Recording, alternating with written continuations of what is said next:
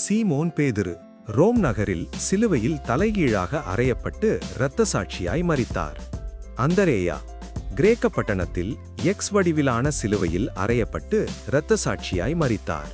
செபதேயுவின் குமாரன் யாக்கோபு பாலஸ்தீனாவில் சிரச்சேதம் பண்ணப்பட்டு இரத்த சாட்சியாய் மரித்தார். யோவான் கொதிக்கின்ற எண்ணெயில் போட்டும் சாகாததால் முதிர் வயதில் மரித்தார். பிலிப்பு தலைகீழாக சிலுவையில் அறையப்பட்டு இரத்த சாட்சியாய் மரித்தார்.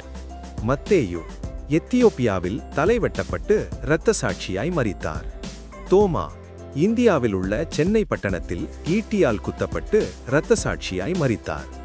அல்பேயுவின் குமாரன் யாக்கோபு தேவாலயத்திலிருந்து கீழே தூக்கி எறியப்பட்டு பிறகு கற்களால் எரியுண்டு இரத்த சாட்சியாய் மரித்தார். யூதா ததேயு பெரிட்டஸ் என்ற இடத்தில் கோல்களால் அடிக்கப்பட்டு இரத்த சாட்சியாய் மரித்தார்.